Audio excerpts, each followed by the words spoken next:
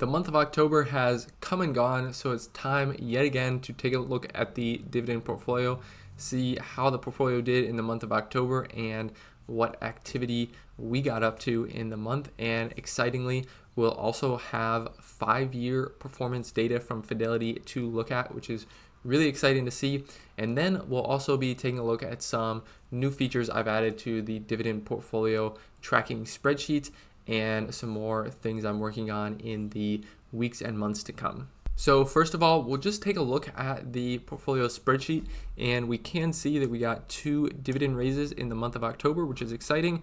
4.5% dividend raise from Lockheed Martin, and then a 5.5% dividend raise from AbbVie. So both of those are solid raises. Looks like I put the wrong number in here. Both of those are solid raises, but nothing super extraordinary. But it's always good to see our dividend income increase and grow just because the company raised the dividend and we didn't have to invest any additional money or do any additional work. So now we'll go over to Fidelity, and I have the transactions from October 1st to the 31st. So we'll download these as a CSV, and you should be able to download transactions like this from any brokerage, and then go ahead and if you are using this spreadsheet, go to File, Import, and import that CSV file, and from there you can run the dividend scripts, which will parse this data and put it into the spreadsheet exactly where we want it. So just go up here to dividend scripts and insert the new transactions. It'll give us this prompt here, and then we just click yes, and that'll go through and find all the buys and the dividends and stuff like that and put it in the appropriate spot in the spreadsheet. The one main feature I added this month was the upcoming dividends tab, and so this just aggregates and takes a look at all the companies in our portfolio that are going to be paying us dividends in the near future, and it sorts them by pay date.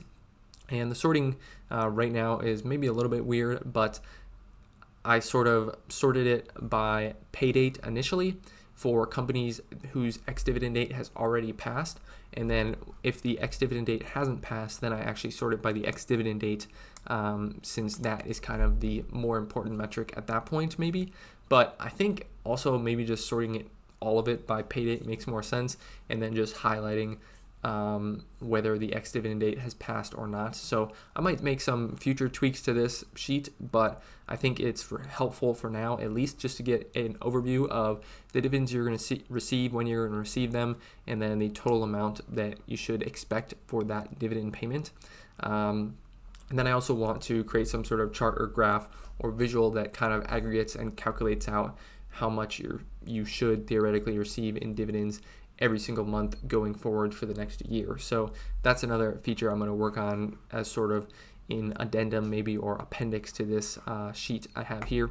But the script did finish running, so we can go into our transactions and see all of these transactions we made this month, which was for October. So all these transactions here in the month of October, and we'll actually go over to this other sheet I have which sort of aggregates them, so we can look at invested per ticker starting from October 1st to the 31st, and this right now is filtered by total amount invested. And so we can see the most we invested was $90 in Texas Instruments. That's been coming down in price, and my average cost this month was $167, which is pretty solid, I would say. And then we can also see $75 into Air Products and Chemicals, $55 into Carrier Global, $43 into HP. This includes a dividend reinvestment as well.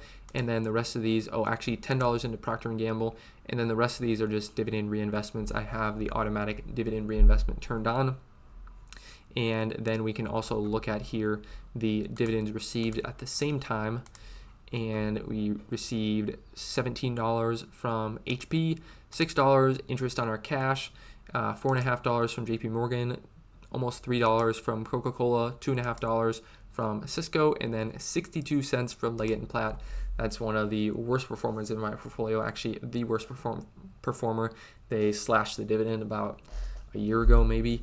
I think they cut it like 50 or 75% or something ridiculous like that. So not receiving much in dividends from that company, and it's not something I'm probably going to own in a decade from now, but for now, I think I'm going to continue owning it because at least I think at this point it's going to recover some more, but maybe not. Maybe that's just sunk cost fallacy at this point.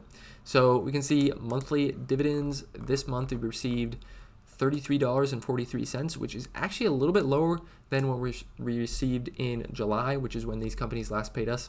So that is less than ideal, but still generally trending up, and I'm sure we'll see some higher numbers for the last 2 months of the quarter. So far on the year, we received $346 in dividends, so that is progress for sure. Not quite eclipsing 2024, but we should eclipse 2024's dividends in November and December, so that will be good. And then just looking at the summary, actually let's look at these charts first. So this just shows us the value and some other metrics for our portfolio over time. So value, dividend income, dividend yield, payout ratio, and dividend CAGR. Like I've said, I'm definitely trying to get this dividend CAGR up. That's something, I emphasized maybe in 2022, 2023, and then the emphasis fell off and that has gone down over time. So I want to start working on that again and, focus more in on that and not just think about the cost of companies and their value when I'm investing in them, but how much they're going to grow the dividend over time, or at least how much they've grown it in the past, which may be some sort of indication of how much they're going to grow it in the future. So this is our summary page now. Total portfolio value is $16,793, so pretty close to that 17,000 mark, and dividend income projected of $388, which doesn't include any interest on our cash. So this is projecting yearly dividend income of realistically over $400 a year, which is exciting. And then another thing that I recently added was this dividends last updated. So this just updates to the date and time that the dividend data in this spreadsheet was last updated. So things like the annual dividend amount, the dividend frequency, the maybe years of increasing dividends, which this calculation currently doesn't work. So that's also something I need to work on and fix, like the ex-dividend date and payout date, and then also the 5-year dividend CAGR. So that's just showing you when those were last updated. And if you have the script set up, or if you have the spreadsheet set up and registered with me, then those should update every 24 hours pretty much at some point throughout the 24-hour period. And then the other thing I want to look at, which is what I mentioned at the beginning, is the 5-year performance data for my portfolio from Fidelity. So this is the screenshot here from Fidelity. It shows 15.7% annualized performance for this portfolio over the last 5 years, which is definitely lower than the S&P 500 and Dow.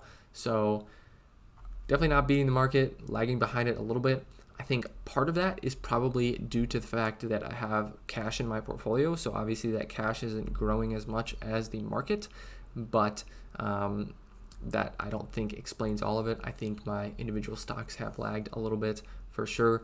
Leggett & Platt has been a big drain on the portfolio for sure, just in terms of decline in value. I'm definitely down 50% plus on that position, and then also in terms of pretty low dividend amount that they're paying me now. So that's unfortunate. You definitely don't win them all. You make some mistakes as an investor, and being able to deal with those mistakes is definitely part of the process, and that's something I'm definitely still working on.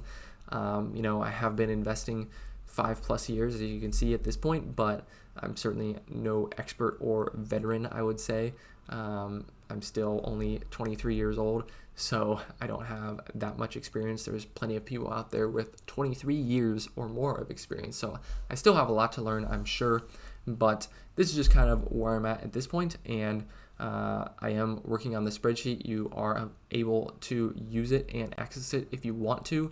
If you want to try out some of the features, I'm always looking for people to try them out and give me their feedback on what they think about the different features the spreadsheet has, how easy it is to use, and just any other features they might want to see in the future. So definitely let me know if you have any trouble accessing that. There should be a link in the description to point you to that spreadsheet and all the tutorials I have available right now for it. But if you do have any questions, like I said, join the Discord, shoot me a message there, shoot me an email, or leave a comment below, and I will get back to you as soon as possible. As always, thanks for sticking around to the end of the video. I really do appreciate it, and I'll see you all in the next one.